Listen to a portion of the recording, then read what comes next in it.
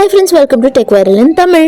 இந்த வீடியோல பூச்சம்மா அப்படிங்கிற தெலுங்குல ரிலீஸ் ஆன புதிய வெப் சீரிஸை பற்றி பார்க்க போகிறோம். 5 எபிசோட்ஸ் தான் இருக்கும்.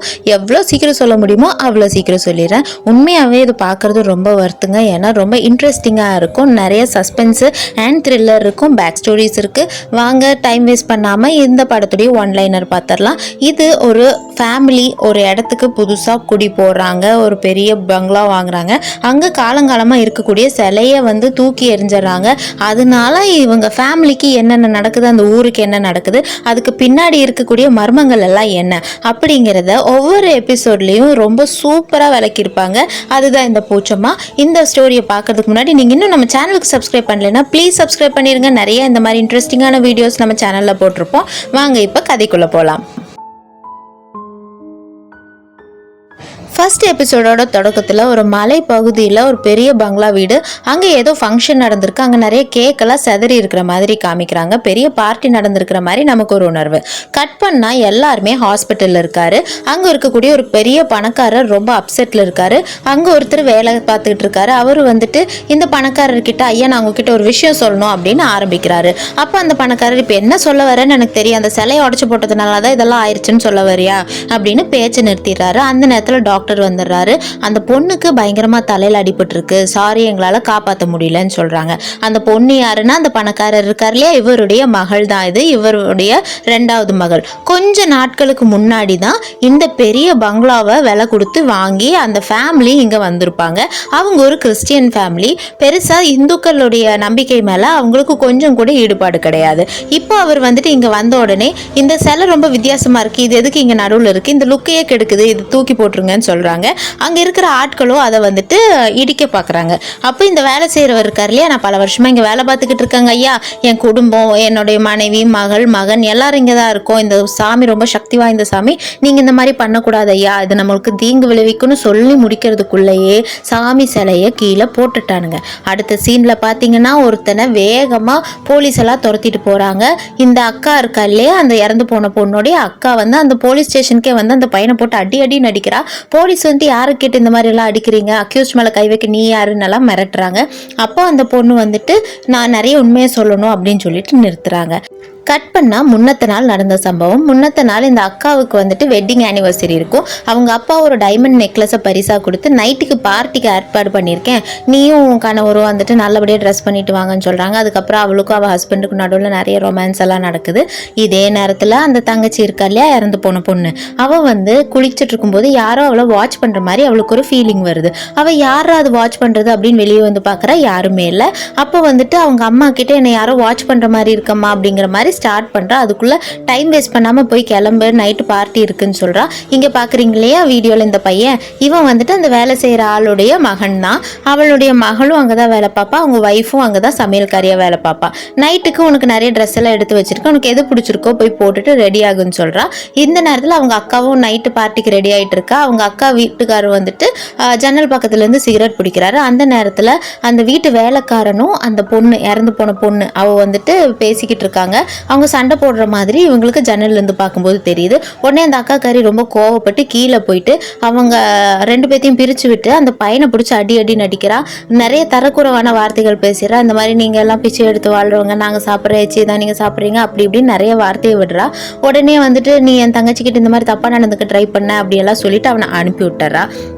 அந்த பொண்ணுக்கிட்ட நீ இந்த மாதிரி சின்ன பொண்ணு உன்னை இப்படித்தான் பேசி ஏமாத்துவாங்க அப்படின்னு சொல்றா. இந்த பொண்ணு ஏதோ சொல்ல வரா, ஆனா அவங்க அக்கா அதெல்லாம் கேட்கறது கூட ரெடியா இல்லை. நைட்டு நிறைய பேர் வராங்க, பார்ட்டி பயங்கர கிராண்டா நடக்குது. அப்ப அந்த தங்கச்சி இருக்கா இல்லையா, அவ கொஞ்சம் விஸ்கி எல்லாம் சாப்பிட்றா. போதையில என்ன பண்றதுன்னு தெரியாம மாடிக்கு இவ போய்கிட்டு இருக்கா. மாடியில இருந்து எல்லாத்தையும் பார்த்து உங்க எல்லாத்தையும் எனக்கு ரொம்ப பிடிக்கும், நீங்க எல்லாம் எனக்கு இப்படி இருக்கீங்க அப்படி இருக்கீங்கன்னு மனசுல இருக்கிறதெல்லாம் அந்த பொண்ணு சொல்லுது. சொல்லிட்டு இருக்கும்போது ஏற்கனவே போதையில இருந்ததுனால அந்த பொண்ணுக்கு ஸ்டெடியா நிக்க முடியாம மாடியிலிருந்து கீழே விழுந்துடுறா. நேரா அந்த கேக்கு மேலதான் விழுவா. ஸ்டார்டிங் சீன்ல காமிச்சோம் இல்லையா அந்த கேக்கு. அடுத்து கட் பண்ணா போலீஸ் ஸ்டேஷன்ல அவங்க அக்கா கிட்ட போலீஸ் விசாரிக்கிறாங்க. அவங்க அக்கா எங்க வீட்டுல வேலை பார்க்குற அந்த பையன் மேலதான் எனக்கு சந்தேகம், என் தங்கச்சியை அவன் ஹராஸ் பண்ணதை நான் பார்த்தேன், அவன் தான் ஏதோ பண்ணியிருக்கணும், கண்டிப்பா அவன் என் தங்கச்சியை ஏதோ பண்ணி தான் கொலை பண்ணியிருக்கான், நீங்க இதை விசாரிங்கன்னு சொல்றாங்க. இந்த போலீஸும் நீ சொல்கிறதுக்காகலாம் நாங்கள் விசாரிக்க முடியாது, நாங்கள் எஃப்ஐஆர் போட்டிருக்கோம், நாங்கள் எங்களுடைய கேஸை நாங்கள் பார்த்துக்குறோம், உங்கள் வேலையை பார்த்துட்டு நீங்கள் போய்கிட்டே இருங்க அப்படின்னு சொல்லிட்டு சொல்கிறாரு. இது எல்லாத்தையும் அந்த பையன் சுரேஷ் அவன் வந்துட்டு பார்த்துக்கிட்டு இருக்கான். இப்போ அந்த பொண்ணு இறந்து போயிட்டா இல்லையா, அவளுடைய இறுதி சடங்கு நடக்குது. சுரேஷ் பூக்களோட அந்த பொண்ணை பார்க்கறதுக்காக ரொம்ப வருத்தத்தோடு ஓடி வரான். இப்போவும் அந்த அக்காகாரி வந்துட்டு உன்னாலதான் என் தங்கச்சி செத்து போயிட்டா, நீ தான் அவளை இடமோ பண்ணிட்ட அப்படி இப்படின்னு கத்துறாங்க. அந்த இடத்துல பிரச்சனை வேண்டான்னு எல்லாரும் அமைதியாக விலகி போயிடுறாங்க. இந்த நேரத்தில் ஒரு ஃப்ளாஷ்பேக் ஓப்பன் ஆகுது. ஃப்ளாஷ்பேக்கில் இந்த சுரேஷும் இறந்து போன அந்த பொண்ணும் ஒன்னா ஒத்துமையா சந்தோஷமா தான் இருந்திருக்காங்க. இன்ஃபேக்ட் அந்த பொண்ணு கூட இவங்க அடிக்கடி கொஞ்சம் விளையாண்டுகிட்டு இருந்திருக்கான். ஒரு நாள் வந்துட்டு ரேஸ்ல போகும்போது அந்த பொண்ணுகிட்ட இவன் வந்துட்டு நீ ஜெயிச்சாலே எனக்கு போதும்லாம் சொல்றா. அதெல்லாம் கேட்டு இந்த பொண்ணுக்கு ரொம்பவுமே அன்பு வர ஆரம்பிச்சிருச்சு. அடுத்ததான் அந்த போலீஸ் பக்கத்துல இருக்கவங்க கிட்ட எல்லாம் விசாரிக்கிறாங்க. எல்லாருமே வந்து அந்த கோயில் சிலையை வந்துட்டு இவங்க இடிச்சு தள்ளினதுனாலதான் இது இவ்வளவு பிரச்சனை நடக்குதுன்னு சொல்றாங்க. ஆனா அந்த போலீஸ் இதெல்லாம் நம்பவே இல்லை, சிரிக்கிறாரு. அந்த நேரம் சாப்பிடும்போது அந்த போலீஸுடைய வாயிலிருந்து ரத்தம் வருது. அதை பார்த்து இவரே பயந்துறாரு, ஒருவேளை இதெல்லாம் அந்த சாமியோட சாபமா இருக்குமோ அப்படின்னு. அடுத்த சீன்ல அந்த அக்கா அந்த தங்கச்சி இறந்து போன இடத்துக்கு ஏதாவது ப்ரூஃப் கிடைக்குமான்னு பார்க்கறதுக்காக போகிறா. அந்த நேரத்தில் அந்த வீட்டில் சமையல் பண்ணிட்டு இருக்க அந்த அம்மா வந்து இங்கெல்லாம் போகாதீங்க, இந்நேரத்தில் பிரச்சனை ஆகிடும்னு சொல்கிறாங்க. இருந்தாலும் கேட்காம இவ போய்கிட்டு இருக்கா. போகிற வழியில் அங்கே கொஞ்சம் பிளட் எல்லாம் இருக்கிறது இவ பார்த்துட்றா. இதை வந்து போலீஸ்கிட்ட சொல்லணும் அப்படின்னு அவன் நினச்சிட்டு இருக்கா. அதே நேரத்தில் போலீஸ் அந்த இடத்துக்கு வந்துடுறாரு. அந்த சாமி இருந்த இடத்தையே வெறிச்சு பார்த்துக்கிட்டு இருக்காரு. இதோட இந்த ஃபர்ஸ்ட் எபிசோட் முடியுது. செகண்ட் எபிசோட் பார்த்தீங்கன்னா 9 மாதத்துக்கு முன்னாடி நடந்த நிகழ்வுகள் எல்லாத்தையும் காமிக்கிறாங்க. இந்த 9 மாதத்துக்கு முன்னாடி தான் இந்த ஃபேமிலி இந்த இடத்துக்கு புதுசாக வந்திருப்பாங்க. இந்த எஸ்டேட்டோட இந்த வீட்டை பார்க்கறதுக்கு ரொம்பவுமே அழகா இருக்கு. எல்லாரும் இது எவ்வளோ விலை கொடுத்து வாங்கினீங்கன்னு கேட்குறாங்க. அவர் விலையை சொன்னோன்னே எல்லாரும் ஆச்சரியப்படுறாங்க. அப்போ அந்த சின்ன பொண்ணு எனக்கு இந்த இடத்த சுற்றி பார்க்கணுன்னு தோணுதுப்பா அப்படின்லாம் சொல்கிறா. அப்போ அந்த பொண்ணு கூட யார் போகிறது அப்படின்னு யோசிக்கும் போது அந்த ஃபேமிலி எல்லாத்தையும் அந்த வேலை செய்கிறாரு இல்லையா, அவர் வந்துட்டு இன்ட்ரடியூஸ் பண்ணி வைக்கிறாரு. அப்போ அந்த பொண்ணு தனியாக போகுது, அவளை கூட போ அப்படின்னு சொல்லிட்டு அந்த பையனையும் இவர் அனுப்பி வைக்கிறாரு. இந்த பொண்ணு கூட இந்த பையன் துணைக்கு போகிறா. இவளுடைய ஷூவெல்லாம் அவுத்து விட்டுட்டு அவன் வந்துட்டு அந்த அட்டையெல்லாம் கடிக்காத மாதிரி இருக்கக்கூடிய ஷூவை போட்டு விட்றா. இதெல்லாம் பார்த்தோன்னே அந்த சின்ன பொண்ணுக்கு இவன் மேலே ஒரு லவ் வர ஆரம்பிச்சிருச்சு. அந்த நேரத்தில் தான் அந்த பெரும் பணக்காரர் இருக்கார் இல்லையா, அவர் வந்துட்டு அந்த கோயில் சிலையை பார்க்குறாரு. இது எதுக்கு இங்கே வித்தியாசமாக இருக்குன்னு சொல்லும்போது இது வந்துட்டு இந்த ஊருக்கு ஒரு காவல் தெய்வம் மாதிரி, இங்கே வந்து தப்பு நடக்காமல் இருக்கிறதுக்கு காப்பாற்றுறதே இந்த சாமி தான் அப்படின்லாம் சொல்கிறாரு. எனக்கு அது மேலெல்லாம் நம்பிக்கை இல்லை, உடனடியாக நான் சொல்கிறது செய்யுங்க, அதை கிளியர் பண்ணி விடுங்க அப்படின்னு சொல்லிட்டு அவர் அங்கேருந்து போயிடுறாரு. இப்போ மறுபடியும் நிகழ்காலத்துக்கு வரோம். இப்போ பார்த்தீங்கன்னா அந்த போலீஸ் இருக்கார்லையே, அவர் வீட்டுக்கு வந்து விசாரிக்கிறாரு. விசாரிக்கும் போது அந்த இடத்தையெல்லாம் அவர் பார்த்துட்டு இருக்காரு. அப்போ நமக்கு ஒரு விஷுவல் காட்டுறாங்க. அந்த பொண்ணு கூட இந்த சுரேஷ் ரொம்ப கம்பல் பண்ணி இருக்கிற மாதிரி காட்டுறாங்க. அதே நேரத்தில் அவங்க அம்மா அப்பா கிட்டே விசாரிக்கிறாங்க. அந்த போலீஸ் அந்த பொண்ணை பற்றி நிறைய கேள்விகள் கேட்குறாங்க. உங்கள் பொண்ணுக்கு இதுக்கு முன்னாடி இந்த மாதிரி ஏதாவது ட்ரக்ஸ் எல்லாம் யூஸ் பண்ணுற பழக்கம் இருக்கான்னு கேட்குறாங்க. அந்த மாதிரி பழக்கம்லாம் என் பொண்ணுக்கிட்ட இல்லைன்னு சொல்லும்போது இல்லை அவங்களுடைய பாடியில் ட்ரக்ஸ் யூஸ் பண்ணதுக்கான அடையாளம் இருக்குன்னு சொல்கிறாங்க. அப்போ இல்லை அன்னைக்கு மட்டும் வைன் குடிச்சாலாம் அதோடைய ட்ரேசஸாக இருக்கும் அப்படின்னு சொல்லிட்டு அவங்க அம்மா அப்பா வந்துட்டு சொல்கிறாங்க. ஆனால் அந்த பொண்ணுடைய உடம்புல ட்ரக்ஸ் யூஸ் பண்ணதுனால இறந்துருக்கிறதுக்கான ட்ரேசஸும் கண்டுபிடிச்சிருக்காங்க. அதுக்கப்புறமா அவங்க அம்மா அவங்க அப்பா கிட்ட கேட்குறாங்க, நீங்கள் ட்ரக்ஸ் யூஸ் பண்ணிட்டு நீங்கள் எங்கேயாவது வச்சுருப்பீங்க, அதை தான் அவள் எடுத்து யூஸ் பண்ணியிருந்திருப்பா, நீங்கள் பத்திரமா வைக்கலையா இருக்கும் அப்படின்ற மாதிரி சொல்கிறா. இல்லை நான் எப்போவுமே அதெல்லாம் மறைச்சு தான் வைப்பேன்னு சொல்கிறா. அந்த நேரத்தில் அந்த வீட்டில் புதுசாக ஒரு பொண்ணு வேலைக்கு சேர்ந்துருக்கும். முதலாளியோடைய பொருட்கள் எல்லாத்தையும் அந்த பீரோவில் வச்சுட்டு அந்த பொண்ணு கதவை சாத்திட்டு போயிடு அப்படின்னு அந்த முதலாளி சொல்லியிருப்பாரு. இவ பீரோவை திறந்து துணியை வைக்கும் போது அங்கே இருக்கக்கூடிய ஒரு நல்ல நகையை பார்த்துருவா. பார்த்தோன்னே அவளுக்கு ஆசை ஆகிடும். உடனடியாக அதை எடுத்து அவள் வச்சுக்குவா. இப்போ அந்த அம்மாவும் அப்பாவும் அந்த நகை எங்கன்னு பார்க்கும்போது அங்கே அந்த நகை இருந்திருக்காது. அப்போ இந்த புதுசாக வந்த பொண்ணு தான் வேலையை காமிச்சிருப்பா. உடனடியாக அவளை கூட்டிட்டு வான்னு சொல்லிட்டு அந்த சின்ன பொண்ணுக்கிட்ட சொல்லி அனுப்புறா. இப்போ புதுசாக வேலைக்கு சேர்ந்தா இல்லையா, அவள் அங்கே இருக்கக்கூடிய சமயக்காரிக்கிட்ட எனக்கு ரொம்ப பயமாக இருக்குது, இந்தாங்க இதை நகையை நீங்கள் வச்சுக்கோங்க, நான் கிளம்புறேன், எனக்கு இதுக்கு மேலே இங்கே இருக்க முடியலன்னு சொல்கிறா. உன்னையெல்லாம் நம்பி இங்கே வேலைக்கு சேர்த்தது என்னுடைய தப்பு அப்படி இப்படின்னு சொல்லிட்டு அந்த நகையை வாங்கி இவ வச்சுக்கிட்டு உடனே அந்த பொண்ணை அங்கேருந்து அனுப்பி விட்டுறா. இது எல்லாத்தையும் அவளுடைய மகள் அங்கேருந்து பார்க்குறா. இப்போ இந்த விஷயம் எல்லாம் தெரிஞ்சுக்கிட்ட இவ வந்து இங்கே ரொம்ப மன்னிச்சிருங்க, அவள் வந்துட்டு ரொம்ப ஏழ்மையில் இருக்கேன்னு சொல்லி என்கிட்ட ரொம்ப கண்ணீர் விட்டா, அதனால தான் நான் அவங்கக்கிட்ட ரெக்கமெண்ட் பண்ணி அவளை வேலைக்கு சேர்த்தேன். அவள் இந்த மாதிரி பண்ணுவான்னு எங்களுக்கு தெரியல, அவன் எடுத்த நகைக்கு வேணா மாசம் என்கிட்ட இருந்து சம்பளமா பிடிச்சிக்கோங்க, ஆனா எங்களை வேலையை விட்டு நீக்கிறாதீங்க, இந்த பொழப்ப நம்பிதான் எங்க குடும்பமே ஓடுதுன்னு சொல்றா. அந்த நேரத்துல பாத்தீங்கன்னா இந்த ஓனர் அம்மாவும் தெரியாத ஆளுகளை இப்படி வேலைக்கு சேர்த்தா இப்படிதான் ஆகும் அப்படின்னு ரொம்ப நொந்துகிட்டு இருக்காங்க. அப்போ அந்த அப்பா இருக்காரு இல்லையா, அவரு வந்துட்டு இந்த நகையை வந்து அந்த பொண்ணு எடுத்துட்டு போயிட்டு இருந்தா, அதை நான் பார்த்துட்டேன், அவகிட்ட நான் போராடி நான் வாங்கிட்டு வந்துட்டேன் அப்படின்னு சொல்லிட்டு அந்த ஓனர்கிட்டயே கொடுத்துட்றாங்க. இந்த அம்மாவும் சரி விடு, நீ என்ன தப்பு பண்ண அப்படின்னு சொல்லிட்டு அந்த விஷயத்த அங்கேயோடு முடிச்சிடுறாங்க. இப்போ வீட்டில் பார்த்தீங்கன்னா இந்த வேலைக்கார அம்மா இருக்காங்க இல்லையா, அவங்க வந்துட்டு அவங்க வீட்டுக்காரர்கிட்ட நீ தான் ஒழுங்காக சம்பாதிக்க மாட்டேங்கிற, நான் இந்த மாதிரி ஏதாவது பண்ணி வீட்டுக்கு பணம் காசு சேர்த்தலாம்னு நினைக்கும் போது இந்த மாதிரி வந்து கெடுத்து விட்டுற அப்படின்னு சொல்கிறா. அப்போ அவன் வந்துட்டு நம்ம நேர்மையாக சம்பாதிக்கிற காசு மட்டும்தான் நமக்கு உடம்புல விட்டும், இந்த மாதிரி வர பணம் நமக்கு வேண்டான்னு சொல்கிறான். சாப்பிட்றது கூட நம்ம இந்த ஆளை தான் எதிர்பார்த்துக்கிட்டு இருக்கோம், நல்ல சாப்பாடு கூட நம்ம சாப்பிட முடியறது இல்லை அப்படின்னு அந்த பொம்பளையே ரொம்ப கத்திக்கிட்டு இருக்கா. இப்போ அடுத்த சீனில் பார்த்தீங்கன்னா அந்த போலீஸ் இன்ஸ்பெக்டர் அந்த சுரேஷையும் கூப்பிட்டு அந்த அக்கா கிட்ட பேசலான்ட்டு வராங்க. இங்கேயும் வந்து அந்த அக்காக்காரி அந்த சுரேஷ் தான் என் தங்கச்சி ஏதோ பண்ணிட்டா, இவன் தான் தப்பு பண்ணியிருக்கான், நாங்கள் பிளட் ஸ்டெயின்ஸ் கூட பார்த்துருக்கேன், இவ கண்டிப்பாக அவளை வந்துட்டு ஃபிசிக்கலாக ஏதோ ஹராஸ் பண்ணியிருக்கா அப்படின்ற மாதிரியெல்லாம் சொல்கிறாங்க. நானும் அந்த பொண்ணு விரும்பணும், நான்லாம் அந்த பொண்ணு எதுவுமே பண்ணல. ஒரு நாள் அவள் குளிச்சுட்டு இருக்கும்போது யாரோ அவளை பார்த்ததா அவள் வந்து என்கிட்ட சொன்னா. நான் யாருன்னு கேட்டப்போ என்னுடைய மாமன்காரன் தான் இந்த மாதிரி பார்க்குறான்னு எனக்கு தெரிஞ்சது. என் அக்காவோட புருஷன்றதுனால நான் யார்ட்டையும் சொல்லாமல் இருக்கேன் அப்படின்றதெல்லாம் இவளுக்கு தெரியுது. இந்த நேரத்தில் நீ தப்பிக்கிறதுக்காக என்னுடைய புருஷன் மேலே பழிய போடுறியான்னு ஓங்கி ஒரு அரைஞ்சிட்டு அவன் அங்கிருந்து போயிடுறா. ஆனா இந்த தப்பெல்லாம் உங்க புருஷன் மேலதான் இருக்கு, உங்க தங்கச்சி ஒரு டைரி எழுதிட்டு இருப்பா, அந்த டைரியை போய் பாருங்கன்னு சொல்றா. இவ்வளவு நேரம் வந்து அவன் டைரியை தேட ஆரம்பிக்கிறா. அந்த நேரத்துல கரெக்டா இவளுடைய புருஷன் வந்துட்டு அந்த டைரியெல்லாம் நான் எப்போ எடுத்து எரிச்சிட்டேன்னு சொல்றா. அப்போ நீ தான் என் தங்கச்சியே இந்த மாதிரி ரேப் பண்ணி கொண்டிருக்க, உனக்கு மனசாட்சியே இல்லையா அப்படின்னு அந்த அக்காக்காரி வந்துட்டு மறுபடியும் அவள் ஹஸ்பண்ட் கிட்ட சண்டை போடுறா. அப்போ அவன் வந்துட்டு இல்லை எனக்கு அவளை பார்த்தோன்னே ரொம்ப பிடிச்சது, கொஞ்சம் சபலப்பட்டேன் தான், அப்பப்போ அவள் குளிக்கிறதெல்லாம் எட்டி பார்ப்பேன், மற்றபடி நான் அவளை ரேப்பும் பண்ணல, அவளை கொலையும் பண்ணல. ஆனால் நீ இதை வெளியே போய் சொன்னீன்னா நீ தான் உன் தங்கச்சிக்கு இந்த சொத்து மேலே ஆசைப்பட்டு ட்ரக்ஸ் கொடுத்து அவளை கொலை பண்ணேன்னு சொல்லிட்டு நான் இந்த மாதிரி எல்லாத்துக்கிட்டையும் கதை கட்டி விட்டுருவேன்னு சொல்கிறா. இந்த நேரத்தில் அந்த அம்மாவுக்கு அந்த ஞாபகங்கள் வந்து வந்து போய்கிட்டே இருக்கு. அவங்களுக்கு என்ன பண்றதுனே தெரியல. இவங்களும் இந்த வீட்டில் இருக்கக்கூடிய இந்த சிலையை இடிச்சதுனால தான் நமக்கு இதெல்லாம் நடக்குதோ அப்படின்னு நம்புறாங்க. இதோட செகண்ட் எபிசோட் முடியுது. இப்போ தேர்ட் எபிசோட் ஆரம்பிக்குதுங்க. இதில் இந்த மாதிரியெல்லாம் நிறைய தவறுகள் நடக்குதுன்ட்டு இந்த வேலைக்காரர் அவருடைய பொண்ணும் ஒரு சாமியார் அம்மாவை பார்க்க போவாங்க. அந்த சாமியார் அம்மா இதுக்கெல்லாம் காரணம் நீங்கள் பூச்சம்மாவோட சிலையை தூக்கி வெளியே வீசினது தான், அது எப்பேற்பட்ட சிலைன்னு தெரியுமா, அது ஒரு காவல் தெய்வம், அதை தூக்கி நீங்கள் வெளியே வீசியிருக்கீங்க, அதனால தான் உங்கள் குடும்பத்தில் இவ்வளோ பிரச்சனை நடக்குது. இன்ஃபேக்ட் அதை நீ எடுத்துகிட்டு வந்ததே நீ தானே ஒரு காட்டுப்பகுதிக்கு போகும்போது அந்த சிலையை பார்த்து அதோடைய பிரமிப்பில் நீ அதை எடுத்துகிட்டு வந்து வீட்டில் வந்து பூஜை செய்ய ஆரம்பிச்ச. பூச்சம்மா சிலை திருப்பி அங்கே வர வரைக்கும் இதெல்லாம் தொடர்ந்து நடந்துக்கிட்டு தான் இருக்கும். அதுவும் இல்லாமல் பூச்சம்மா முதல்லையே உங்களுக்கு ஒரு வார்னிங் மாதிரி கொடுத்தா அப்படிம்பாரு. அவர் வந்துட்டு வாக்கிங் போயிட்டு இருக்கும்போது அந்த பணக்காரருடைய மேலே வந்துட்டு கட்டை விழுகிற மாதிரி இருக்கும். அவங்க வீட்டுக்கார அம்மா வந்துட்டு அங்கே நிறைய வித்தியாசமாக நடந்துக்க ஆரம்பிப்பாங்க. இந்த மாதிரியான பிரச்சனைகள் எல்லாம் இருந்தும் கூட நீங்கள் அந்த பூச்சம்மாவை தூக்கி வெளியே வீசிட்டீங்க, அதனால தான் இப்படியெல்லாம் நடக்குதுங்கிறாங்க. இப்போ அந்த அக்காக்காரி, அந்த மாமா, அந்த போலீஸ் 3 பேரும் சேர்ந்து ஒரு கூட்டாக பிளான் பண்ணுறாங்க.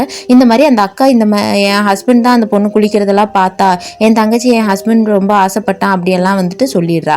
ஆனால் இந்த ஹஸ்பண்ட் வந்துட்டு நான் பண்ணேன் தான், ஆனால் அவளை நான் கொலையெல்லாம் பண்ணல, நீங்கள் தான் அதை எப்படியாவது அந்த சுரேஷ் மேலே வந்துட்டு மாற்றி போடணும் அப்படின்னு அந்த போலீஸ்காரர்கிட்ட சொல்கிறாரு. அந்த போலீஸ்காரர் ஆரம்பத்துலேருந்தே எனக்கு உன் மேலே டவுட்டு தான், சரி ஓகே நான் அந்த சுரேஷை வந்துட்டு நான் நல்லா விசாரிக்கிறேன், ஆனால் அதுக்காக உன் மேலே டவுட் இல்லைன்னுலாம் சொல்ல முடியாது, நீ வெளியூருக்கெல்லாம் எங்கேயும் போகக்கூடாது, நான் விசாரணை முடிகிற வரைக்கும் நீ இந்த ஊரில் தான் இருக்கணும்னு சொல்லிட்டு அந்த போலீஸ்காரர் கிளம்பி போயிடுறாரு. இப்போ அடுத்த சீன் ஆரம்பிக்குது. அந்த வேலைக்காரர் இருக்கார் இல்லையா, அவர் கிச்சனில் வேலை செஞ்சுக்கிட்டு இந்த ஓனர் அம்மா கிட்ட சொல்கிறாங்க, அம்மா இன்னைக்கு ராத்திரி வந்துட்டு நம்ம ஊர் திருவிழா நடக்குது, ரொம்ப சக்தி வாய்ந்த சாமி, நம்ம எல்லாம் போகலாம், அப்படி போனால் வந்துட்டு இந்த மாதிரி நம்ம வீட்டில் நடக்கிற அசம்பாவிதங்கள் எல்லாம் தடுத்து நிறுத்தலாம் அப்படின்னு சொல்கிறாங்க. அந்த லேடியும் இதை நம்பிட்டு அந்த கோயிலுக்கு வந்துட்டு நைட்டு வராங்க. அங்கே இருக்கக்கூடிய பூசாரிகளும் பொதுமக்களும் வந்துட்டு நீங்களாம் இங்கே வரக்கூடாது, நீங்கள் பூச்சம்மாவை தூக்கி வெளியே வீசினதுனால தான் ஊருக்குள்ளே இந்த மாதிரி அசம்பாவிதம்லாம் நடக்குது, நீங்கள் கிறிஸ்டியன்ஸ் தானே, எதுக்கு இங்கே வரீங்க, உங்களால் தான் வந்துட்டு இந்த மாதிரி எல்லாம் நடக்குதுன்னு சொல்கிறாங்க. அப்போ அந்த ஹவுஸ் ஓனர் இந்த ஆள்கிட்ட வந்துட்டு சொல்கிறாங்க, நீ சொன்னதுக்காக தான் வந்தேன், சரி இப்போ உங்கள் பூச்சம்மா எங்களை பழி வாங்கணும்னு நினச்சா பழி வாங்கட்டும் அப்படின்னு சொல்லிட்டு அந்த சீன் முடியுது. இப்போ அந்த அக்கா இருக்கா இல்லையா, அவளுக்கு வந்துட்டு தோணுதான் ஹஸ்பண்டை கொலை பண்ணுற மாதிரியெல்லாம், அவனே எரும மாடு மாதிரி இருக்கான், இருந்தாலும் அவன் மேலே ஏறி உட்காந்து கொலை பண்ணுற மாதிரியெல்லாம் யோசிச்சு பார்க்குறான். அந்த அக்கா கறிக்கு நைட்டெல்லாம் தூக்கமே இல்லை. சரி ஜாகிங் போகலான்னு சொல்லிட்டு அங்கேருந்து எந்திரிச்சு காட்டு பகுதியில் ஜாகிங் போகிறா. விடிஞ்சிருச்சு. அந்த நேரத்தில் அந்த வேலைக்காரம்மா ஹஸ்பண்டுக்கும் ஒய்ஃபுக்கும் காஃபி கொடுக்குறாங்க. அந்த காஃபி குடித்த உடனே அந்த ஒய்ஃபு பயங்கரமாக கத்துறாங்க, உனக்கு சமைக்கவே தெரியாதா, இதெல்லாம் ஒரு காஃபியா அப்படி இப்படின்னு சொல்கிறாங்க. இந்த லேடிக்கு ரொம்ப கோவம் வந்துடுது. வீட்டுக்கு வந்து அவள் ஹஸ்பண்ட் கிட்ட என்னை வேற எங்கேயாவது வேலைக்கு சேர்த்து விடுங்க, அவள் என்ன எதுக்கு எடுத்தாலும் திட்டிக்கிட்டே இருக்கா, ஹவுஸ் ஓனர்னா இப்படி மானக்கேடா திட்டுவாளா அப்படி இப்படின்னு எல்லாம் பேசுகிறா. அப்போ அவளுடைய ஹஸ்பண்ட் வந்துட்டு கொஞ்சம் அட்ஜஸ்ட் பண்ணி இருந்துக்கோ, நமக்கு வேற வேலையெல்லாம் போய் தேட முடியாது அப்படின்னு சொல்கிறாங்க. இப்போ அந்த வாக்கிங் போனா இல்லையா, அந்த லேடியை வந்துட்டு யாரோ துரத்துறாங்க. அதுக்கப்புறம் சீன் கட் ஆகுது. வீட்டுக்கு வந்துட்டு ஃபோன் கால் வருது. உடனடியாக அந்த ஸ்பாட்டுக்கு வாங்கன்னு போலீஸ் கால் பண்ணுறாங்க. அங்கே போய் பார்த்தா அந்த பொண்ணு மயக்கம் போட்டு கிடக்குறா. அவளுக்கு என்ன ஆச்சுன்னே தெரியல. ஆம்புலன்ஸில் ஏற்றுறாங்க. இப்போ அந்த அப்பா போலீஸ் கிட்ட என்னாச்சுன்னு கேட்குறாங்க. அந்த போலீஸ் வந்துட்டு ரெட்டி தான் எங்களுக்கு காலையில் கால் பண்ணாருன்னு சொல்லிட்டு, யார் இந்த ரெட்டியா, இவன் தான் ஒரு ஃப்ராட் அப்படின்னு சொல்லிட்டு ரெட்டியோட சட்டையை பிடிக்கிறாரு அந்த அப்பா. அப்போ போலீஸ் வந்துட்டு ஏங்க அவர் தாங்க காலே பண்ணாரு, அவர் எவ்வளோ நல்லவர் தெரியுமா அப்படிங்கிறாரு. ரெட்டிங்கிறவர் வந்துட்டு இந்த ஊருக்குள்ள ஒரு பெரிய மனுஷன். இப்போ மறுபடியும் ஒரு ஃப்ளாஷ்பேக் போகுது. அந்த ஆனிவர்சரி பார்ட்டி நடந்திருக்கும் இல்லையா, அதுக்கு இந்த ரெட்டி இன்வைட் பண்ணியிருப்பாங்க. அந்த ரெட்டி இவங்கெல்லாம் சரக்கடிச்சிட்டு இருக்கும்போது திடீர்னு அந்த ரெட்டி இந்த வீடு எனக்கு ரொம்ப பிடிச்சிருக்கு, இந்த வீடை எனக்கே கொடுத்துருங்க, நான் எக்ஸ்ட்ரா பணம் கூட கொடுக்குறேன்னு சொல்லி கேட்குறாரு. ஆனால் அந்த அப்பா வந்துட்டு நான் ஆசைப்பட்ட வீடு அதெல்லாம் தர முடியாதுங்கிறாங்க. அந்த நேரத்தில் அந்த சின்ன பொண்ணு வைன் வாங்குறதுக்காக அந்த ரூமுக்கு வரா. அதை பார்த்த உடனே ரெட்டி கொஞ்சம் மிரட்டுற டோனில் இந்த மாதிரி உனக்கு 2 பொண்ணுங்க இருக்காங்களா, 2வது பொண்ணு ரொம்ப சின்ன பொண்ணாக கூட இருக்குல்ல, அழகாக இருக்குது அப்படி இப்படின்னு பேசுகிறாங்க. அதனால இவன் தான் வந்து என் பொண்ணை வந்து ஏதோ பண்ணியிருக்கான், அதனால இவன் நீங்கள் விசாரிக்கணும் அப்படின்னு அவங்க அப்பா சொல்கிறாங்க. அப்போ ரெட்டி கிட்ட வந்துட்டு அந்த போலீஸ்காரன் நீ ஏன் அந்த மாதிரிலாம் பண்ணினதுக்கு, ஐயோ அது இடம் வந்துட்டு எனக்கு ரொம்ப பிடிச்சிருந்தது, சாமியே வந்து அங்கே இருக்குன்னா அது எவ்வளோ லக்கியான இடம், அதனால தான் நான் அந்த இடத்த வந்துட்டு வாங்கலாம்னு நினச்சேன், அவர் கொடுக்கலன்னு சொன்னோன்னே நான் பாட்டுக்கு போயிட்டேன், மற்றபடி இந்த சம்பவத்துக்கு எனக்கு எந்த சம்மந்தமும் இல்லைன்னு சொல்கிறாங்க. இப்போ 4வது எபிசோட் ஆரம்பிக்குது. பொண்ணுக்கு அடிபட்டிருக்குன்னு தெரிஞ்ச உடனே அவங்க அம்மா வேகமாக ஓடி வந்து ஹாஸ்பிட்டலில் பார்க்குறாங்க. அப்போ அவங்க அப்பா கிட்டே எனக்கு இருக்கிறது இப்போ ஒரே ஒரு பொண்ணு தான், அவளே என்னால் பலி கொடுக்க முடியாது, தயவு செஞ்சு நம்ம இந்த ஊரை விட்டே போயிடலாம், இல்லைன்னா அந்த பூச்சம்மா சிலையே எங்கே இருக்குன்னு பார்த்து தயவு செஞ்சு கொண்டு வந்து வைங்க, இல்லைன்னா நம்ம எல்லாம் திரும்ப இந்த மாதிரி பிரச்சனைக்குள்ள மாட்டுவோம்னு சொல்கிறாங்க. இது எல்லாத்தையுமே அந்த சின்ன பொண்ணு கேட்டுக்கிட்டு இருக்கா. ஆல்ரெடி அந்த சாமியார் அம்மா அந்த சிலையை கொண்டு வந்து வச்சாதான் எல்லா பிரச்சனையும் முடியும்னு சொன்னனால இந்த பொண்ணே போய் சிலையை கண்டுபிடிக்கலான்னு இறங்கிடுறா. சிலையை உடச்சவங்க கிட்டே போயிட்டு அதை எங்கே தூக்கி போட்டு கெஞ்சி கேட்குறா. அவர் வந்துட்டு நீங்க தானே வேண்டான்னு சொன்னீங்க, இப்போ வந்து கேட்குறீங்கன்னு எல்லாம் சொல்றாங்க. அப்பன்னு பார்த்து அந்த டாக்டர் வந்துட்டு வெளியே வந்து உங்க பொண்ணுக்கு ஒன்றும் இல்லை, கொஞ்சம் ஸ்ட்ரெயின் பண்ணாம பார்த்துக்கோங்க, எலும்பு முறிவுகள் ஏற்பட்டு பெட் ரெஸ்ட் கண்டிப்பாக எடுக்கணும்னு சொல்கிறாங்க. இப்போ அவங்க அம்மா அப்பா வந்து அந்த பொண்ணுக்கிட்ட என்னாச்சுன்னு கேட்கும்போது அவள் ஜாகிங் போகும்போது பின்னாடி யாரோ சலங்கையெல்லாம் கட்டிக்கிட்டு இவளை ஃபாலோ பண்ணுற மாதிரி தோணியிருக்கு. ரொம்ப தூரம் ஓடி போன அவள் உட்காரும்போது திடீர்னு பூச்சம்மாவோடைய உருவம் வந்துட்டு இவள் கண்ணு முன்னாடி வந்தது, இவள் பயந்து கீழே விழுந்ததா சொல்கிறா. அது எப்படி பூச்சம்மாவோட சிலை வந்து நிற்கும் அப்படின்னு கேட்கும்போது இல்லை எனக்கு தெரியல, என் புருஷன் தான் இந்த வேலையெல்லாம் செய்கிறான் போல இருக்கு, அவன் தான் மாஸ்க் போட்டு என்னை பயமுறுத்திட்டு இருக்கான், இது மட்டும் இல்லை அவன் வந்துட்டு தங்கச்சியை ரொம்ப கஷ்டப்படுத்தியிருக்கான், இவன் வந்துட்டு தங்கச்சியை ரேப் பண்ணலாம் நல்லா ட்ரை பண்ணியிருக்கான், ஆனால் அதுக்குள்ள அவ இறந்து போயிட்டா, அவன் மேலதான் எனக்கு சந்தேகமா இருக்கு, அவன் எப்படியாவது என்னையும் கொன்றுவான், அதனால நீங்க அவனை தான் விசாரிக்கணும் அப்படின்லாம் சொல்றாங்க. இதை கேட்ட உடனே அவங்க அம்மா அப்பா ரொம்ப அதிர்ச்சி ஆயிடுறாங்க. அந்த பூச்சம்மா சிலையை வச்சு தன்னுடைய பொண்ணை ஹஸ்பண்ட் தான் வந்து இந்த மாதிரி டார்ச்சர் பண்ணியிருக்காங்கிற முடிவுக்கு அவங்க வராங்க. இந்த பொண்ணு அது தெரியாம நான் அந்த வேலைக்கார பையனை வேற ரொம்ப டிஸ்டர்ப் பண்ணிட்டேன் அப்படின்னு சொல்லிட்டு ரொம்ப வருத்தப்படுறான். உடனே இந்த அம்மா அப்பா உடனடியாக மாப்பிள்ளையை எப்படியாவது கண்டுபிடிச்சு வீட்டை விட்டு துரத்தணும்னு பேசிக்கிட்டு இருக்காங்க. அந்த சின்ன பொண்ணு சிலையை எங்கே தூக்கி போட்டிருக்காங்கன்னு அந்த சிலையை தூக்கி போட்ட ஆள்கிட்டே கேட்டிருக்கா. இப்போ அந்த ஆள் வந்துட்டு இந்த பள்ளத்தாக்குள்ளே தான் நாங்கள் தூக்கி போட்டோம், ஆனால் இதுக்குள்ளெல்லாம் போய் கண்டுபிடிக்கிறது ரொம்ப கஷ்டம், நான் இடத்த காமிச்சிட்டேன், நீ வேணும்னா கண்டுபிடிச்சிக்கோ அப்படின்னு சொல்லிட்டு அந்த ஆள் அங்கிருந்து போயிடுறாங்க. இந்த பொண்ணுக்கு வந்துட்டு என்னடா இது இவ்வளோ கஷ்டமாக இருக்கும் போல இருக்குன்ட்டு இருந்தாலும் பரவாயில்லன்னு தேட ஆரம்பிக்கிறா. அடுத்தது பார்த்தீங்கன்னா காலையில் விடிஞ்சிருது. இந்த ஆள் இருக்கான் இல்லையா அந்த மாமங்காரன், அவன் வந்து எந்திரிச்சு அவன் ஒய்ஃபை தேடுறான். காணோன்னே வேலைக்கார அம்மா அந்த மாதிரி ஒய்ஃபுக்கு வந்துட்டு அடிபட்டிருக்கு, நீங்கள் ஹாஸ்பிட்டல் போய் பாருங்கன்னு சொல்கிறா. ஹாஸ்பிட்டல் போகலான்னு வண்டி ஏறும்போது பின்னாடி பூச்சம்மாவோட சிலையோட மாஸ்க் இருக்கு இல்லையா அது இருக்கு. இது எப்படி இங்கே வந்திருக்குன்னு கண்டுபிடிக்கிறதுக்காக அந்த வேலைக்காரங்கிட்ட போயிட்டு நீ தானே காரை தொடச்சேன்னு கேட்கும்போது ஆமாம் நான் தான் தொடச்சேன், இப்போ என்ன அப்படின்னு கேட்குறான். அப்போ எதுக்கு அந்த மாஸ்க் அங்கே வச்சேன்னு இவன் கேட்குறான்.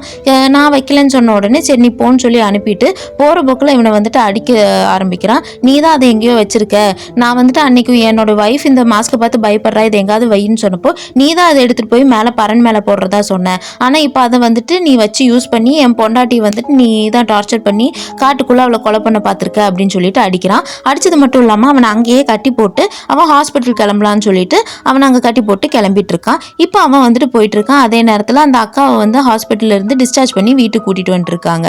வீட்டுக்கு கூட்டிட்டு வர நேரத்தில் பார்த்தீங்கன்னா அந்த இடத்துல வந்துட்டு பயங்கர கூட்டமாக இருக்கு. என்னன்னு பார்த்தா அந்த மாமங்காரன் வந்துட்டு பயங்கரமான ஒரு ஆக்சிடென்ட்ல மாட்டி அந்த இடத்துல இறந்து போயிருக்கான். உள்ளுக்குள்ளே இறந்து போயிருக்கிறது இந்த ஆளுடைய மாப்பிள்ளைன்னு தெரிஞ்சோடனே எல்லாம் ஷாக் ஆகுறாங்க. அந்த ஆளுடைய இறுதி சடங்கெல்லாம் நடக்குது. அப்போ அங்க இருக்கக்கூடிய பாதிரியார் ஒருத்தர் வந்துட்டு நீ என்னதான் இருந்தாலும் பூச்சம்மாவோட சிலையை எடுத்து வெளியே வீசியிருக்க கூடாது, அது வேற மதத்தோட கடவுளா இருந்தாலும் அந்த நம்பிக்கையை வந்துட்டு நம்ம காப்பாத்தி தான் ஆகணும், நீ இந்த வீட்டுல இருக்க வேண்டாம், இந்த வீட்டை வித்துருன்னு சொல்றாங்க. வித்துருன்னு சொன்ன உடனே இவங்க வந்துட்டு ரெட்டிக்கு தகவல் போகுது. ரெட்டி வந்துட்டு நான் வந்துட்டு பணத்தை 3 மடங்கா கொடுத்து இந்த வீட்டை வாங்கிக்கிறேன்னு சொல்லும்போது அந்த ஹவுஸ் ஓனர் வந்துட்டு இல்லை நான் கொடுக்க விருப்பப்படல, நான் இதை யாருக்கும் விற்க போறது இல்லை, நான் இதை யாருக்காவது தானம் கூட பண்ணுவேன் ஆனா விற்க மாட்டேன்னு சொல்றாங்க. அப்புறம் யாருக்கு தானம் பண்ணலான்னு பேசிட்டு இருக்கும்போது அந்த பொண்ணு இருக்கா இல்லையா அவ வந்துட்டு நம்ம வீட்டு வேலைக்காரனுக்கே கொடுத்துடலான்னு சொல்றாங்க. அதே மாதிரி அந்த வீட்டு வேலைக்காரனுக்கே அந்த அந்த சாவியை கொடுத்துட்டு நாங்கள் கிளம்புறோம்னு சொல்லிட்டு அவங்களும் கிளம்பிடுறாங்க. அந்த வீட்டு வேலைக்காரன் ரொம்ப சந்தோஷப்பட்டு அழுகுறான், காலில் எல்லாம் விழுகிறான். அப்போ எல்லாரும் கிளம்பி போகிறத பார்த்துட்டு மேலே நின்றுட்டு ஹஸ்பண்ட் அண்ட் ஒய்ஃப் பேசிக்கிறாங்க. இந்த மாதிரி முதலாளி யாருக்கும் கிடைக்காதுன்னு சொல்கிறாங்க. அப்போ அந்த ஒய்ஃபும் சொல்கிறாங்க இந்த மாதிரி புத்திசாலி யாரும் கிடைக்க மாட்டாங்கன்னு சொல்லிட்டு 2 பேரும் சிரிச்சுக்கிறாங்க. இப்போதான் பயங்கரமான ட்விஸ்ட் ஒன்று ஓப்பன் ஆகுது. அந்த வேலைக்காரராக இருந்தார் இல்லையா, அவருடைய சொந்த எஸ்டேட்டும் வீடும் தான் அது. அவர் பல வருஷத்துக்கு முன்னாடி பயங்கரமான ஒரு பெரிய பிஸ்னஸ் பண்ணியிருக்காரு. அதில் நிறைய லாஸ் ஆனதுக்கப்புறம் கடன் தொலை தாங்க முடியாமல் அந்த எஸ்டேட்டும் வீட்டையும் வித்துறாரு. அந்த நேரத்தில் இவருக்கு ஒரு சாமியார் தான் அட்வைஸ் பண்ணிட்டு இருப்பாரு. அந்த சாமியார் வந்துட்டு எதுக்கட அவசரப்பட்டு வித்தா, அந்த இடத்துல வந்துட்டு மிகப்பெரிய புதையல் ஒன்று இருக்குது, நீ இப்படி அவசரப்பட்டு வித்துட்டியே, நீ இப்போ எப்படி நினச்சாலும் அந்த இடத்த வாங்க முடியாதுல்ல அப்படின்லாம் சொல்கிறாங்க. இந்த ஆள் ஏன்டா இவ்வளோ நாள் சொல்லாமல் இப்போ சொல்கிறேங்கிற மாதிரி கேட்குறான். அப்போ நீ எப்படியாவது அந்த வீட்டை திருப்பி கைக்குள்ள கொண்டு வந்துட்டீங்கன்னா அந்த புதையலை வந்துட்டு நீயே எடுத்துக்கலாம் அப்படின்னு சொல்றாங்க. இப்போதான் இவங்க பிளானும் போட ஆரம்பிக்கிறாங்க. வீட்டில் அந்த அண்ணனும் தங்கச்சியும் பரமபதம் விளையாண்டுக்கிட்டு இருக்காங்க. அப்போ தான் இந்த ஆள் வந்துட்டு அவங்க ஒய்ஃப் கிட்ட இந்த மாதிரி புதையல் இருக்கிற விஷயத்தெல்லாம் சொல்கிறாங்க. ஒய்ஃப் வந்துட்டு நம்ம வேணால் திரும்பி போய் கேட்டு பார்க்கலாங்கிறப்போ அதை எப்படி தருவாங்கன்னு சொல்கிறாங்க. இந்த நேரத்தில் அந்த பொண்ணு வந்துட்டு பரமபதத்தில் தோற்று போயிடுறா. ஆரம்பத்தில் அந்த பொண்ணு தான் ஜெயிக்கிற மாதிரி இருப்பான். ஆனால் அவங்க அண்ணன் நல்லா டாக்டிக்கலாக விளையாண்டதுனால அந்த பொண்ணு தோற்று போயிடுவா. அந்த பொண்ணு வந்துட்டு அவங்க அப்பா கிட்ட அண்ணா ஏதோ பண்ணி என்னை வந்துட்டு தோக்கடிச்சிட்டான்னு சொல்லும்போது, நான்லாம் எதுவும் பண்ணல, கவனமாக விளையாண்ட எப்பேற்பட்ட கேமையும் லாஸ்ட் மினிட்ல கூட நம்மளுடைய வசமாக்கிக்க முடியும்னு சொல்கிறாங்க. அப்போ தான் இந்த ஆளு ஒரு பொறி தட்டுது. நம்மளும் இந்த கேமை ஒழுங்கா விளையாண்டா அந்த இடத்த நம்ம திரும்பி மீட்டரலாம், எஸ்டேட்டு வீடு அதுக்குள்ள இருக்கக்கூடிய புதையல் எல்லாமே கிடைச்சிரும்னு நினைக்கிறாங்க. அதோட இந்த எபிசோட் முடியுது. இப்போ ஃபேமிலியை சேர்ந்து பிளான் போட ஆரம்பிக்கிறாங்க. அப்பா, பையன், அம்மா இந்த 3 பேரும் சேர்ந்து தான் எப்படியாவது அந்த வீட்டை திருப்பி மீட்கணும். ஆனால் நம்ம நிம்மதியாக வாழணும்னா அதை நம்ம கடன் வாங்கி மீட்கக்கூடாது. கடன் வாங்கினா வாழ்நாள் முழுவதும் கடனே கட்டுற மாதிரி இருக்கும். அதனால நம்ம ஏதாவது கிளவராக பிளான் போட்டு இது ஸ்கெட்சை எக்ஸிக்யூட் பண்ணணும் அப்படின்னு சொல்லி பிளான் பண்ணுறாங்க. அப்போ அந்த வீட்டுக்கு வந்த புதுசில் அந்த கிறிஸ்டின் இருக்கார் இல்லையா, அவருடைய தலையை வந்துட்டு ஒருத்தர் மசாஜ் பண்ணுறதுக்காக வரான். அவன் தலையை மட்டும் மசாஜ் பண்ணல, மண்டையை கழுவிட்டு இருக்கான். இந்த மாதிரி நீங்கள் கிறிஸ்டின்ஸ் தானே, எதுக்கு ஹிந்துவோட சாமி சிலையை வீட்டுக்குள்ளே வச்சிருக்கீங்க, அதை தூக்கி வெளியே வீசிட வேண்டியதானா அப்படி இப்படின்னு சொல்கிறான். அதே நேரத்தில் அந்த பையனும் அந்த சின்ன பொண்ணை காதல் வலையில் விழ வைக்கிறதுக்காக நிறைய டாக்டிக்ஸ் எல்லாம் பண்ணுறான். அவனுடைய பேரெல்லாம் பச்சை குத்தி காமிக்கிறா. இதெல்லாம் பார்த்து அந்த சின்ன பொண்ணும் மயங்கிடுது. அதுக்கப்புறம் பார்த்தீங்கன்னா அந்த வேலைக்கார அம்மா இருக்கா இல்லையா, அவள் வந்துட்டு வேணும்னே வீட்டுக்குள்ளே வந்து ஒரு பாம்பை விட்டு அதை வந்துட்டு அந்த ஓனர் அம்மாவை பார்க்க வச்சு அவளை பயமுறுத்திடுறா. இவ தான் அவளை காப்பாற்றுற மாதிரியெல்லாம் சீனெல்லாம் போடுறா. அப்புறம் அந்த அடிக்கடி வீட்டுக்குள்ள பாம்பு வர்றதெல்லாம் நல்ல சகுனம் கிடையாது, இதை நம்ம எப்படியாவது சரி பண்ணணும்னு சொல்றா. அது மட்டும் இல்லாம போலீஸ்காரனையும் பணத்தை கொடுத்து சரி பண்ணிடுறேன்னு சொல்றா. இங்க இருக்கக்கூடிய புதையல்ல உனக்கும் வந்துட்டு நான் பங்கு தரேன், எனக்கு சப்போர்ட்டா இருன்னு போலீஸோட உதவியும் வாங்கிடுறா. இந்த நேரத்துல தான் அந்த போலீஸ் அந்த ஃபியூனரலுக்கு வந்தாங்க இல்லையா, அந்த நேரத்துல இந்த ஆள் கிட்ட கேக்குறாங்க, எப்படியா அந்த கொலையெல்லாம் பண்ற நீ, பாவையா அப்படின்னு சொல்றா. அவ்வளவு பெரிய புதையல் கிடைக்குதுன்னா கொலை பண்றதெல்லாம் தப்பு இல்லைன்னு சொல்றாங்க. அதாவது அந்த பார்ட்டி நடந்திருக்கும் இல்லையா, அன்னைக்கு அந்த சின்ன பொண்ணு அவளுடைய லவ்வரா இருக்கான்ல அந்த சுரேஷ் வேலைக்காரன், அவனை வந்துட்டு பார்த்துட்டு எங்கள் அப்பா அம்மா வந்துட்டு நமக்கு அதில் ஏற்றுக்குவாங்களா அது இதுன்னு தெரியலன்னு கொஞ்ச நேரம் புலம்பிக்கிட்டு இருக்கான். அப்போ வந்துட்டு அந்த பையன் சொல்கிறான், உனக்கு இந்த மாதிரி நடக்கணும்னா நீ வந்து அவங்களை கொஞ்சம் பிளாக்மெயில் பண்ணும், என் வீட்டிலலாம் யாராவது நான் சொன்னால் கேட்கலன்னா நான் இந்த மாதிரி தான் மாடியில் ஏறிட்டு குதிச்சிடுவேன்னு சொல்லி மிரட்டுவேன், அந்த மாதிரி நீயும் பண்ணுன்னு சொல்கிறா. இந்த பொண்ணு எனக்கு பயமாக இருக்குது, மாடியிலலாம் ஏறுறதுக்கு எனக்கு தெரியாதுன்னு சொல்லும்போது, சரி நான் அவனுக்கு தைரியத்தை கொடுக்குறேன்னு இவங்க அப்பாவோட ட்ரக்ஸை வந்துட்டு அவனுக்கே தெரியாமல் எடுத்து அந்த பொண்ணை வந்துட்டு அதை யூஸ் பண்ண வைக்கிறான். அந்த பொண்ணுக்கு பயங்கர போதையாயிடுது. அதுக்கப்புறம் இவன் வந்து அந்த பொண்ணை கூட்டிட்டு மாடிக்கு போகலாம், நீ வா மாடியில் வந்துட்டு நான் உன்னை வந்துட்டு காப்பாத்திடுறேன் அப்படின்னு சொல்லிட்டு அவளை கூட்டிட்டு போறா. அந்த பொண்ணு இவன் சொல்றதை கேட்டு மாடிக்கு போயிட்டு இருக்கா. இப்போ அவன் கீழே இறங்கி வரான். கீழே இறங்கி வரும்போது அவங்க அப்பா கிட்ட நான் அந்த பொண்ணு லவ் பண்றேன் போல இருக்குப்பா, அவள் சாக போறான்னு நினைச்சா எனக்கு பயமா இருக்கு அப்படின்னு நினைக்கிறான். அதெல்லாம் ஒன்றும் இல்லை, காசு வந்தால் இவ்வளோ விட பெரிய பணக்காரி எல்லாம் நம்ம கிட்ட வந்து விழுந்துருவாளுங்க அப்படின்னு சொல்லிட்டு அவங்க அப்பா நான் பாத்துக்கிறேன்னு சொல்லி மேலே போறாரு. மேலே போய் அந்த பொண்ணோட காலை லைட்டா தள்ளி விடுவாரா, அந்த பொண்ணு கீழே விழுந்து இறந்துரும். இப்போ கட் பண்ணால் அன்னைக்கு ஒரு நாள் அந்த மாமங்காரன் இந்த சுரேஷை பிடிச்சி அடிச்சிட்டு இருப்பான் இல்லையா, அடித்து கட்டி வச்சதுக்கு அப்புறமா இவன் கையில் வச்சிருக்க பிளேடு யூஸ் பண்ணி அதை கட்ட அவுத்துட்டு அவங்க அப்பாவுக்கு ஹாஸ்பிட்டலுக்கே கால் பண்ணி இந்த மாதிரி அவன் எல்லாத்தையும் கண்டுபிடிச்சிட்டாங்கிற உண்மையை சொல்கிறான். உடனே அவங்க அப்பாவும் வேற ஒரு தெரிஞ்ச லாரி டிரைவர்கிட்ட ஃபோன் பண்ணி அந்த வண்டியை அடித்து தூக்கி அவனை கொலையும் பண்ணிடுறாங்க. இந்த நேரத்தில் அந்த சின்ன பொண்ணு வந்துட்டு ஜென்யூனாக போய் சிலையை தேடலான்னு தேடிட்டு இருக்கும்போது கீழே ஒரு கோயில் இருக்கும். அங்கே ஒரு ஆள் படுத்துக்கிட்டு முதல்ல போய் கை கால் கழுவிட்டு அதுக்கப்புறம் கோயிலுக்குள்ளே போன்னு சொல்கிறான். இந்த பொண்ணு கழுவுறதுக்காக அங்கே இருக்கக்கூடிய குளத்துக்கிட்ட போகும்போது பூச்சம்மாவுடைய சிலை வந்துட்டு அந்த இடத்துல இருக்கும். அவங்க தூக்கி வீசுவாங்களா, அது வந்துட்டு நேரம் இந்த குளத்துக்குள்ள விழுந்திருக்கும். இதை பார்த்த உடனே இந்த பொண்ணுக்கு ரொம்ப சந்தோஷமாயிடும். இவ வீட்டுக்கு போலாம் நேரமா அதுக்கப்புறம் அந்த போலீஸ் எனக்கு பாதி பங்கெல்லாம் வேண்டாம், மொத்த சொத்து எனக்கு தான் வேணும், நீங்க வேணா இந்த வீட்டை வச்சுக்கோங்க, எனக்கு அந்த புதையலை மொத்தமா கொடுத்துருங்கன்னு சொல்றாங்க. அப்போ சரி ஓகே நான் கொடுக்குறேன் அப்படின்னு சொல்லிட்டு அந்த ஆளும் ஒத்துக்கிறான். இப்போ அப்பா பையன் 2 பேரும் சேர்ந்து நாங்க போய் முதல்ல தோண்ட ஆரம்பிக்கிறோம்னு சொல்லிட்டு நகர்றாங்க. அந்த நேரத்தில் அந்த போலீஸ் பார்த்துட்டு இருக்கிறாரு. பின்னாடி இருந்து அந்த அம்மா கையில் இருக்கக்கூடிய அந்த ஷவலை வச்சு அவனை அடிக்கிறாங்க. அடிச்ச உடனே அந்த ஆள் கீழே விழுந்துடுறான். இவங்க 2 பேரும் அட்டாக் பண்ண வரும்போது அந்த ஆள் கன் எடுத்து எல்லாத்தையும் சுட்டுறான். சுடுறதுக்கு முன்னாடியே அந்த பொம்பளை வந்துட்டு இவனுடைய தலையில் அடிச்சிருப்பா இல்லையா, அந்த காயத்தோட வலு அதிகமாக இருக்கிறதுனால 4 பேருமே அதே இடத்துல இறந்து போயிடுவாங்க. இந்த நேரத்தில் அந்த அக்கா இருக்கா இல்லையா, நானும் தங்கச்சி எடுத்த ஃபோட்டோ அங்கேயே மிஸ் பண்ணிட்டு வந்துட்டோம், நம்ம எப்படியா போய் திருப்பி எடுத்துகிட்டு வந்துடலாம்னு சொல்லிட்டு போன வண்டி வந்து திருப்பி அதே எஸ்டேட்டுக்குள்ளே வருது. இந்த நேரத்தில் உள்ளே வந்து பார்க்கும்போது அவங்க வந்து 4 பேர் செத்து கிடக்கிறத பார்த்து பயங்கர ஷாக் ஆகுறாங்க. அந்த நேரத்தில் அந்த சின்ன பொண்ணு பூச்சம்மா சிலையை எடுத்துகிட்டு வீட்டுக்கு வரா. திடீர்னு இந்த பார்த்த அதிர்ச்சியில் அந்த பூச்சம்மா சிலையை கீழே போடுறா. கீழே போடும்போது அந்த ஓனர் வந்துட்டு அதை கைத்தாங்களா பிடிச்சிடறாரு. அவரையே அறியாமல் அதை பிடிச்சிடுறாரு. பிடிச்சி அவர் கையில் வச்சுக்கிட்டு இருக்காரு. அந்த பொண்ணு வந்துட்டு எல்லாத்தையும் பார்த்து அழுகிறா. இப்போ அந்த இடத்துல இருக்கக்கூடிய எல்லாருமே என்ன நடந்திருக்குன்னு கூட தெரியாமல் ரொம்ப திகச்சு போய் இருக்காங்க. இந்த நடந்த நிகழ்வுகள் எல்லாத்தையும் ஒவ்வொரு நாள் அவங்க வந்துட்டு யோசிச்சு பார்த்துக்கிட்டு இருக்காங்க. கடைசியாக பூச்சம்மா சிலை அந்த கிறிஸ்டினோட கைக்கே வந்துடுது. 1 மாதத்துக்கு அப்புறம் காமிக்கிறாங்க. இவங்கெல்லாம் 4 பேரும் சேர்ந்து ஒரு ஃபேமிலி மாதிரி அந்த இடத்துல வாழ ஆரம்பிச்சிடுறாங்க. அம்மா அப்பா 2 பேரும் அந்த சின்ன பொண்ணை இவங்க தத்தெடுத்துக்கிறாங்க. அந்த பெரிய அக்கா இருக்கா இல்லையா, அவளும் இந்த பொண்ணை வந்துட்டு தங்கச்சி மாதிரியே ஏற்றுக்க ஆரம்பிச்சிடறா.